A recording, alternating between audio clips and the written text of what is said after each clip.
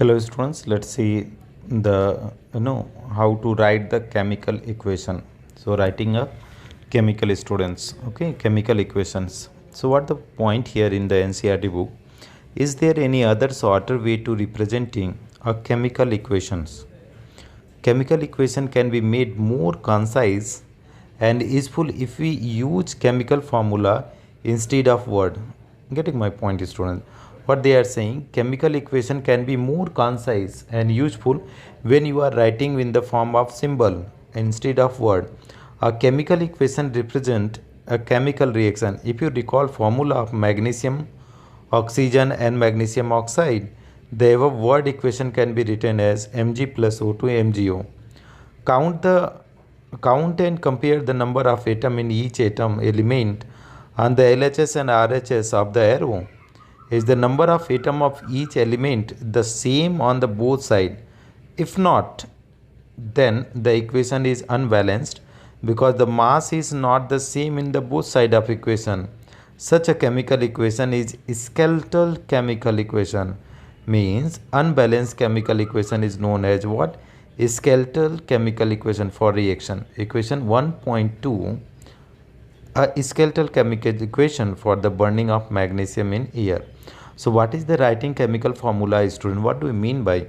Suppose we are writing, that is, if you are writing magnesium plus oxygen, it will give the magnesium oxide. Okay, this is what is magnesium oxide. This is what is, this is the reaction, student. This is reaction. How can you put the shorter version? Symbolic representation of the reaction is known as equation. So that is what magnesium plus oxygen, it will give what is, student, MgO. They are saying this is the unbalanced equation because here oxygen is 1, here is 2. So this is what is unbalanced equation. This is the unbalanced equation. And if this unbalanced equation, student, what is known as this? What is this? This is known as skeletal equation. Right, student? So this is all about, that is writing chemical formula, student. Okay.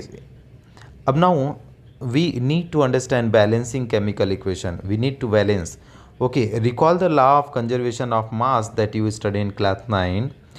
Mass can neither be created nor be destroyed in chemical reaction. That is, the total mass of the element present in the product of chemical reaction has to be equal to total mass of elements present in the reactant. Means mass of product should be equal to mass of reactant. In other words, the number of atom in each element remains the same before and after chemical reaction. Hence, we need to balance skeletal chemical equation. Is the chemical equation 1.2 is balanced. Let us learn about the balancing chemical equation step by step. So what the point, student? Zinc and sulfuric acid is getting react. So this is giving zinc sulfate and hydrogen. Okay. The above equation may be represented by following chemical equation. Okay. So what is there? Zinc plus H2SO4, it is going to give ZnSO4 and H2. Let us examine the number of atom in different element both side, in the LHS reactant side, RHS product side. Zinc, how many are there, student? 1 and 1. Sulfate, and if you see, hydrogen is 2 2. Okay, sulfur is 1 1 and oxygen is 4 4. So that is what you are finding, student, as the number of atoms in each element is same on both sides of the arrow. So this is the balanced chemical equation, students. So this is how to writing a chemical equation is all about, student. Thank you, students.